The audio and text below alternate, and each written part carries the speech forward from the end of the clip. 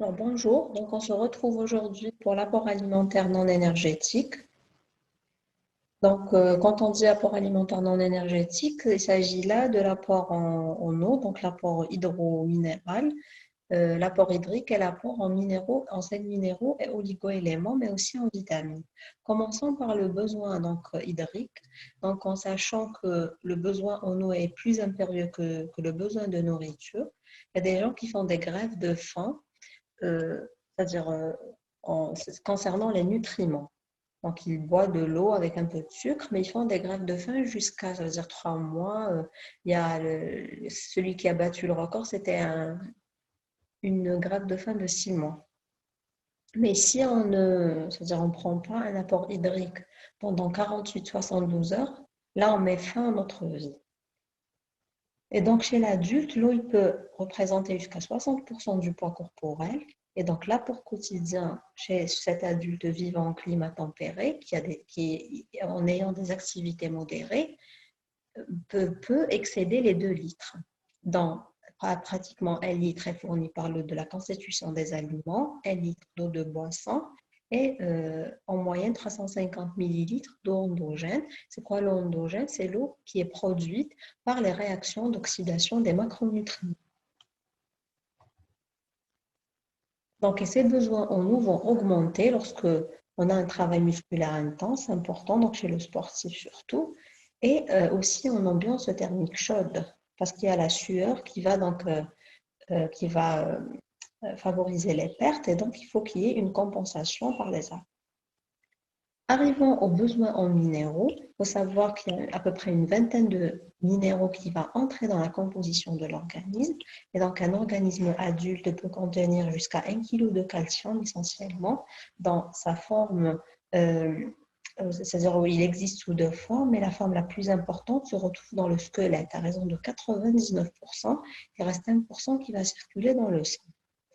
Et aussi 700 grammes de phosphore et un peu plus de 100 grammes entre le sodium et le potassium, 25 grammes de magnésium et 4 grammes de fer, donc chez l'homme, et 2,5 chez la femme. Vous allez remarquer que pour la constitution de l'organisme, le fer, il est plus important chez l'homme, mais pour les besoins, donc la femme, elle a plus besoin de fer c'est-à-dire que l'homme. On verra quand on arrivera aux besoins donc détaillés de ces minéraux. Donc le zinc représente aussi 2 à 3 grammes et les quantités sont plus faibles concernant les oligo-éléments. Commençons par le sodium, donc appelé natrium en allemand. C'est pour ça qu'on utilise l'initiale N en majuscule et en minuscule pour le sodium. Donc, il s'agit du cation donc majoritaire, le cation le plus abondant du milieu extracellulaire. Il va diriger les mouvements d'eau. Donc, il sera responsable de la polarisation des membranes grâce à la pompe sodium-potassium ATPase, comme on en avait vu dans la transmission de l'influx nerveux. Et il peut jouer un rôle comme co-transporteur de nombreux substrats, comme le glucose, comme le H+, etc. Et donc, l'apport quotidien recommandé est de 10 grammes de sel, mais là, chez un adulte, donc qui est en bonne santé, après, les recommandations vont changer en fonction de l'état de santé d'un patient. Par exemple, quelqu'un qui a de l'HTA, de l'hypertension artérielle, donc cet apport peut diminuer, notamment pour le sel donc surajouté. Parce que 10 grammes, donc la moitié sera fournie par les aliments et la plupart des aliments contiennent du sodium et la moitié sera représentée par le sel surajouté. Donc là, quand il y a un état pathologique, on peut jouer sur le sel surajouté. Et donc, le besoin pour quelqu'un qui est sédentaire, qui vit dans un climat tempéré, est en moyenne de 1 gramme de NaCl par jour. Les pertes sont essentiellement urinaires, donc qui vont permettre donc la régulation du bilan sodique et surtout le rein, donc qui permet de réguler le bilan sodique en fonction des entrées. Donc, les sorties vont être régulées par le rein. Il peut être aussi cutané, donc on retrouve du sodium dans la sueur, essentiellement dans la sueur, mais aussi dans les cas pathologiques, par exemple sous forme digestive, dans les vomissements et diarrhées, ou lors d'une maladie néphrologiques, essentiellement les néphropathies. On peut aussi retrouver une perte de sodium urinaire lors de la prise de diurétiques. Ce sont des médicaments qui sont prescrits chez un patient hypertendu ou cardiopathe qui vont permettre donc la perte de sodium par les urines. Bon, ils vont empêcher la réabsorption du sodium au niveau de l'anse de Henle plus exactement. Et les pertes respiratoires sont pratiquement nulles. Les pertes fécales sont vraiment négligeables. Arrivons au potassium, donc aussi appelé kalium en allemand, pour ça qu'on le représente par K+. Donc c'est le cation majoritaire et le plus abondant du milieu intracellulaire, où il va contribuer à de nombreuses réactions métaboliques, comme par exemple aussi dans la pompe à sodium-potassium ATPase, dans la contribue avec l'insuline pour faire entrer le glucose à l'intérieur de la cellule, etc. Donc l'apport recommandé un peu moins que le sodium, il est de 7 grammes par jour. Et sa teneur, elle est élevée dans les fruits, notamment dans l'abricot et dans les légumes secs, et aussi les oléagineux.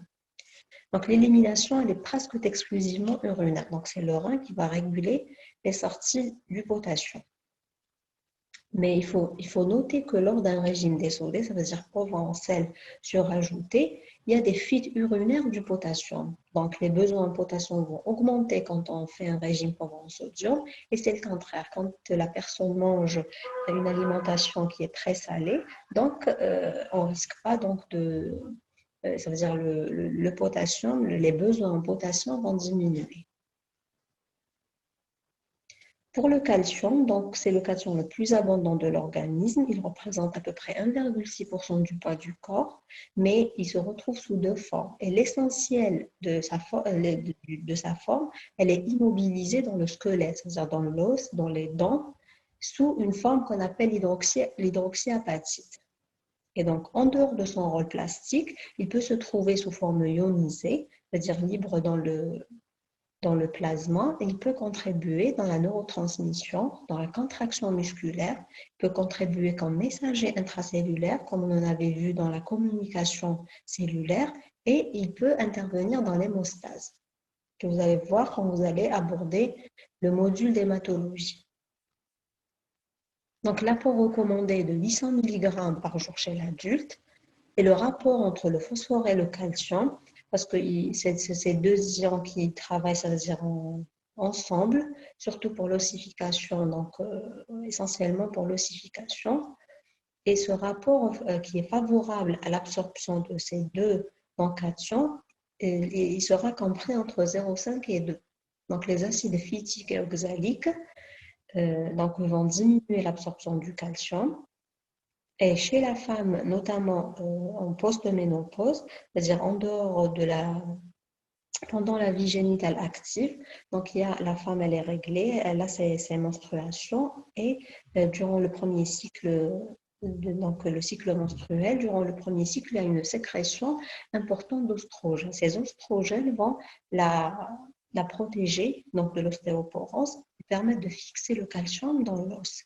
Mais après la ménopause, donc il y a une diminution importante de la sécrétion des oestrogènes, et donc la femme, elle risque d'avoir une diminution donc de la fixation du calcium dans l'os, mais aussi elle aura le phénomène contraire, puisqu'il y a des hypocalcémies, donc il y aura le calcium qui se retrouve sous forme d'hydroxyapatite dans l'os va être ionisé, va se convertir à la forme ionisée, et donc il y aura des ostéoporoses.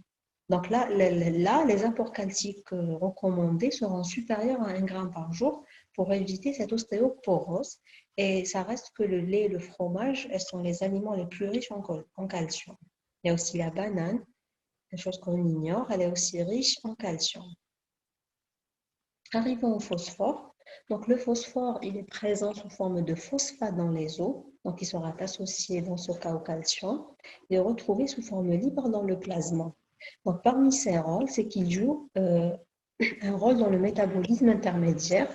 Donc c'est quoi le métabolisme intermédiaire? Il est défini comme l'ensemble des phénomènes de dégradation, c'est-à-dire de catabolisme et de synthèse, c'est-à-dire l'anabolisme, qui vont permettre un cycle continu d'échange entre la cellule et les substances qui sont apportées, essentiellement les macronutriments, glucides, lipides et protéines.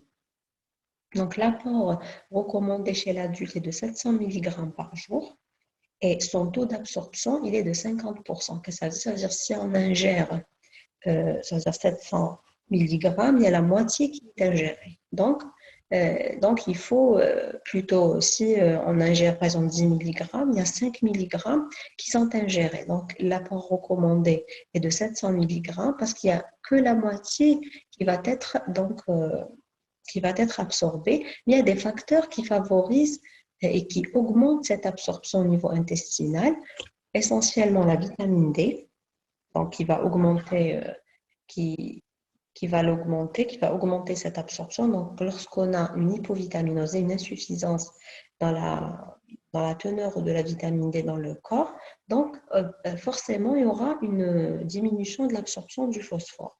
Alors que le calcium et l'hydroxyde d'alumine, ils vont diminuer l'absorption du phosphore. Qu'est-ce que l'hydroxyde d'alumine? Il ne diffère pas de l'hydroxyde d'aluminium que par la perte de molécules d'eau. Donc, sa signification chimique est AI2O3. Et donc, en sachant que l'hydroxyde d'aluminium, c'est la forme la plus stable de l'aluminium dans les conditions normales de température et de pression.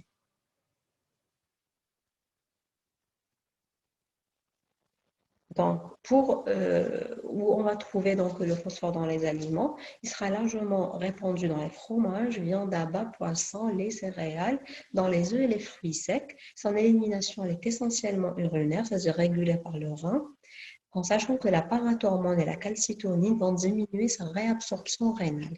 Donc, dans la glande, on a la glande thyroïde et on a deux glandes.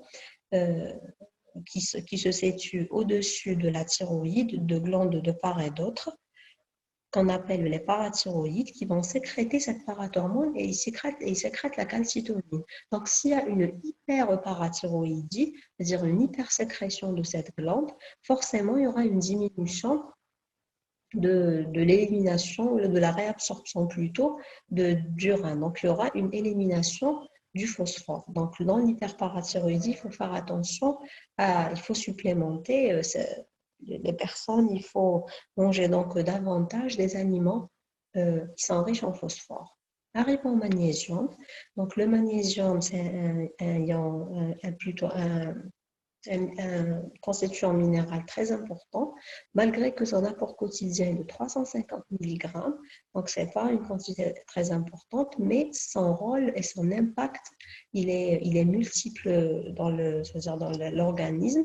Il participe à l'excitabilité neuromusculaire. C'est pour ça que quand on fait des carences en magnésium, il y a les crampes musculaires, il y a les états de fatigue, et il participe aussi comme activateur enzymatique. Donc, les besoins en magnésium vont augmenter notamment chez la femme enceinte et chez le sportif. Et les aliments qui sont riches en magnésium seront le cacao, les légumes secs, fruits secs et céréales. Donc, son taux d'absorption est de 30 à 40%. Donc, lorsqu'il s'agit du métabolisme donc, hydrominéral, il faut savoir que c'est vrai qu'on a besoin d'une petite quantité, mais le problème des minéraux est contrairement aux glucides, lipides et acides aminés, aux macronutriments. Donc, le problème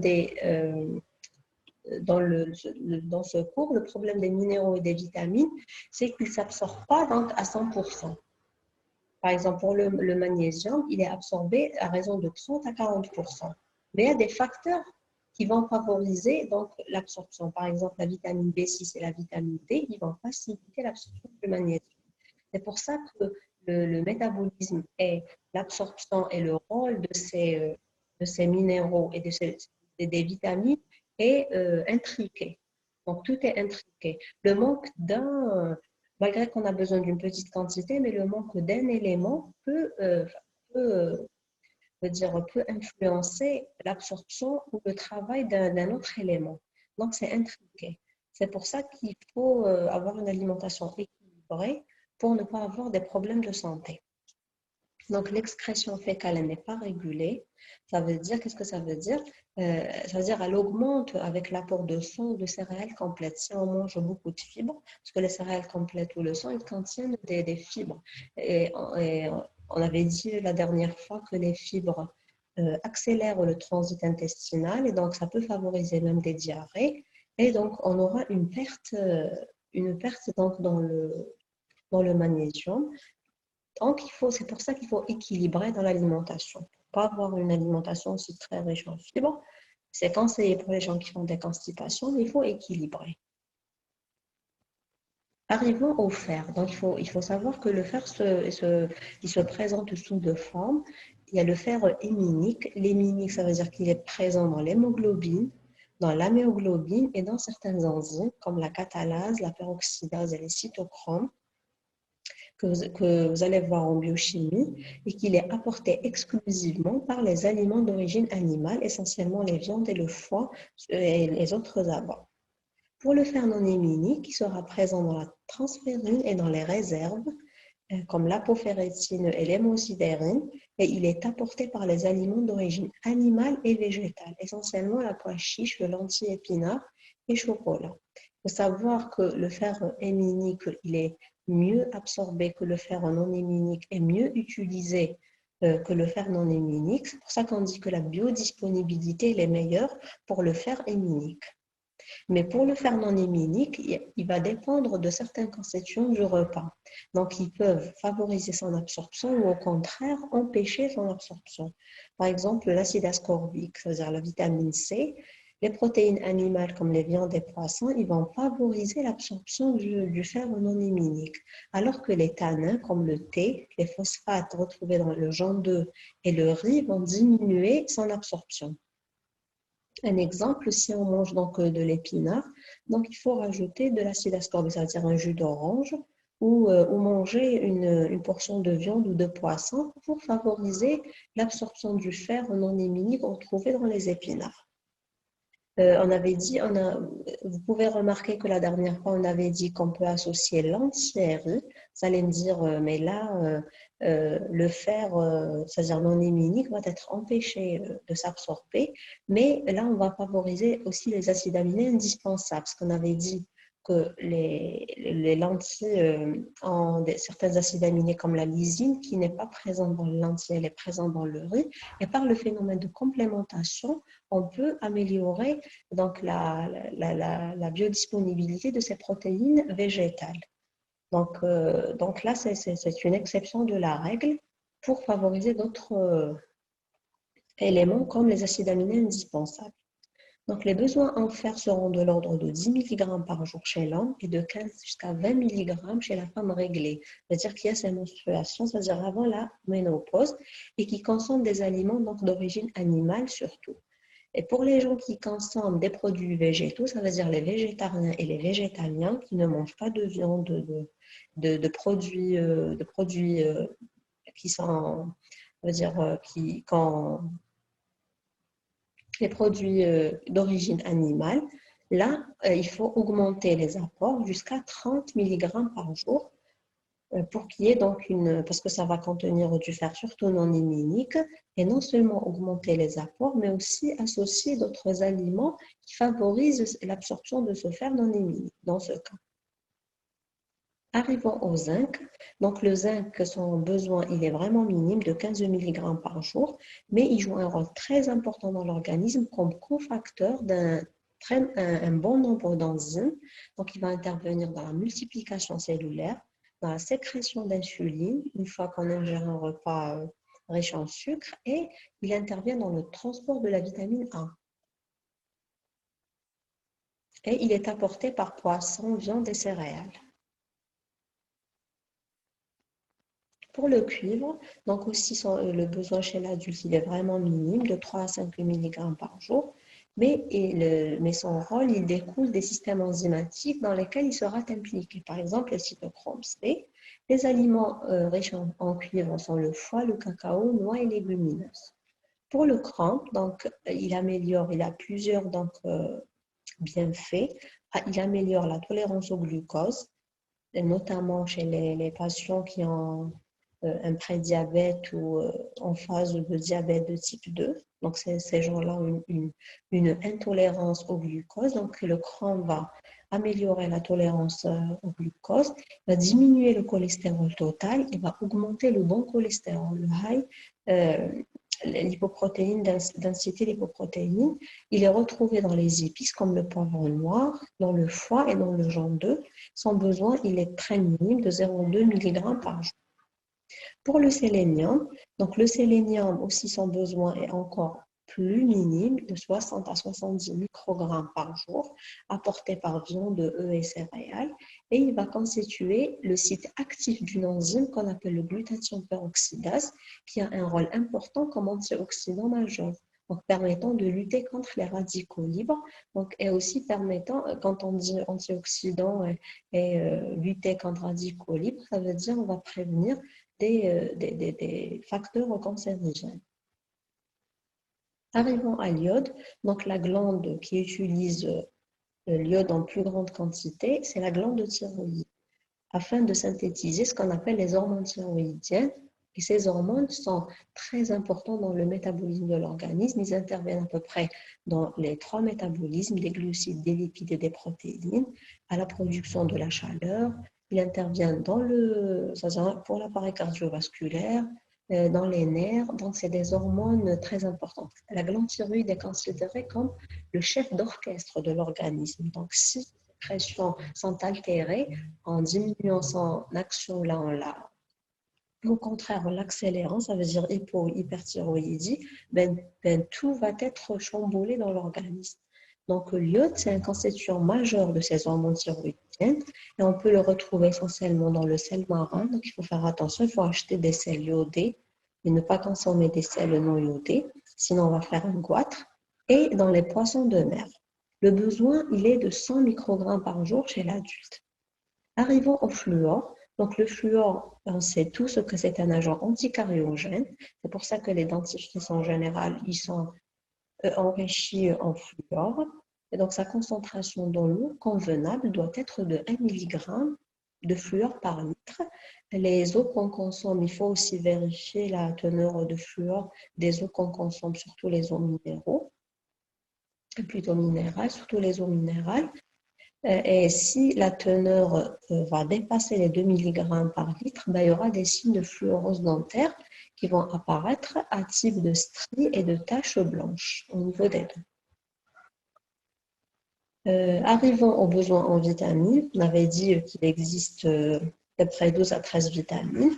Donc, ces vitamines sont des composants organiques dont le corps a vraiment besoin pour son métabolisme. Ils vont généralement c'est-à-dire travailler comme coenzyme. Et le corps ne peut pas synthétiser, il peut synthétiser ces vitamines, mais en quantité vraiment insuffisante. Donc, l'essentiel est apporté par l'alimentation.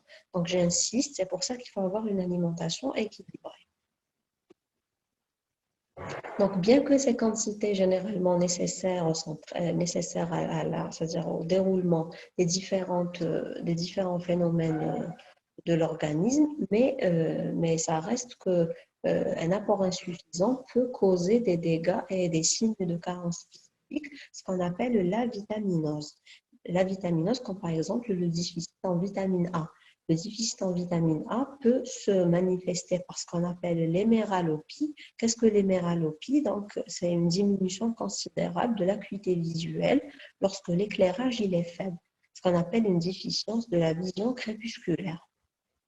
Donc, il y a aussi le scorbut. Qu'est-ce que le scorbut? Donc, c'est un déficit en vitamine C et qui survient lorsque la carence elle est inférieure à 10 mg par jour durant plusieurs mois. Donc, c'est à peu près 10 mg, c'est l'équivalent de 20 g d'orange ou de 10 g de kiwi. Et dans sa forme grave, il peut se manifester par un déchaussement des dents et par une purulence des gencives, des hémorragies, donc puis la mort. Il y a aussi donc le déficit en vitamine D qui peut se manifester par le rachitisme et l'ostéomalacie. Donc le rachitisme, c'est une maladie caractérisée par une insuffisance de la calcification des os et des cartilages chez l'enfant. Et l'ostéomalacie, c'est en quelque sorte l'équivalent chez l'adulte du rachitisme de l'enfant. Il y a aussi les anémies causées par les manques en vitamine B12, en acide folique, donc l'acide B9. Donc, inversement, un apport excessif de certaines vitamines, comme la vitamine A, D, E, la vitamine B3, B9, B9, B6, C, ils peuvent entraîner des manifestations toxiques.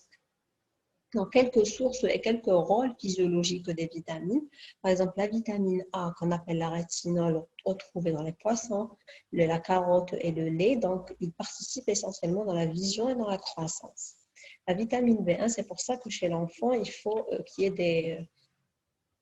il faut favoriser ces sources de cette vitamine pour qu'il y ait une bonne croissance. Donc, les vitamines B, on a la vitamine B1, B2, B3, B5. Donc, là, la thiamine, retrouvée dans les viandes dérivées, va participer dans la transmission de l'influx nerveux. La B2, qui est la riboflavine et la niacine, ils vont participer à l'oxydoréduction. La vitamine B5, l'acide pantothénique, il va participer essentiellement dans le cycle de Krebs. La vitamine B8, qui est la biotine, qui est présente dans la plupart des aliments. Donc, la plupart des aliments sont riches en cette vitamine. Il va participer dans le métabolisme énergétique. La vitamine B6, qui est le pyridoxine, donc qui est présent dans le blé et les abats, il va jouer un rôle très important comme neuromédiateur et dans le métabolisme aussi des acides aminés. La vitamine B9, qui est l'acide folique présent dans les épinards et viandes, elle va participer dans l'hématopoïèse, c'est-à-dire la production des cellules des lignées donc sanguines et dans le système nerveux. La cyanocobalamine, la B12, retrouvée dans le foie et rognon, aussi elle va participer dans l'hématopoïèse et dans la trophicité nerveuse. La vitamine C, donc l'acide ascorbique dont les agrumes sont très riches, elle a un rôle très important dans la synthèse et la protection de collagène et membranes. Dans la synthèse de collagène, dans la protection des membranes, elle va participer comme antioxydant et elle participe dans le métabolisme du fer puisqu'elle permet, elle augmente l'absorption du fer non héminique. Arrivons à la vitamine D qui va se retrouver sous deux formes. La vitamine D2, l'argocalciférol, la vitamine D3, la cholécalciférol, qu'on peut trouver dans les ultraviolets, les UV, dans le soleil, les végétaux et les poissons. Donc, elle participe dans la minéralisation osseuse et dans l'absorption intestinale du calcium.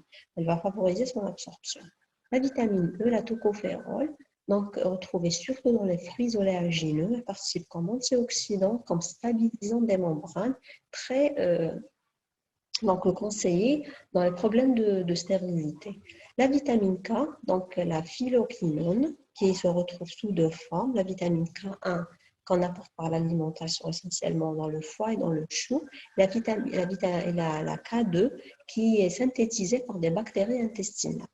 Donc, elle participe dans la coagulation, essentiellement dans la synthèse des facteurs anticoagulants, c'est-à-dire on peut les apprendre en apprenant la date de 1790, ça veut dire le facteur 2, 7, 9 et 10.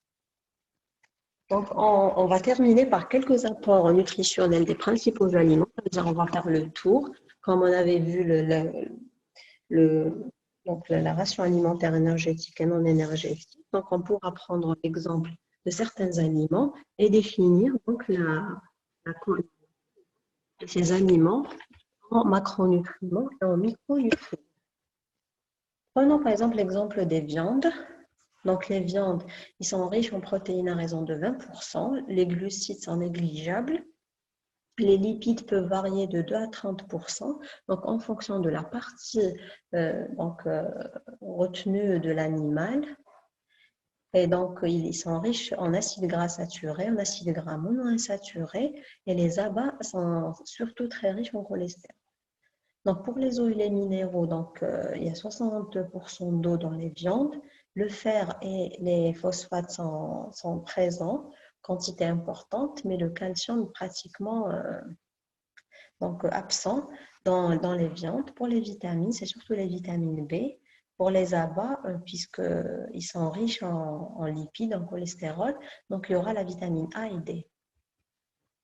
Pour le poisson, l'essentiel à retenir, c'est qu'il est riche en acide linolénique, en acide gras monoinsaturé. Il est riche aussi en sélénium. en phosphore et en iode. Et il y a une petite quantité de fer donc, et de calcium. Et pour les vitamines, c'est surtout les vitamines B, A, D et E. Les œufs, donc, à raison de 14% donc, de protéines, on avait dit que c'est la meilleure constitution équilibrée en acides aminés indispensables. Vous remarquez que les glucides sont pratiquement négligeables dans tout ce genre de, de sources donc de protéines surtout. Donc, il y a 12% seulement dans le genre de lipides, essentiellement phospholipides et cholestérol.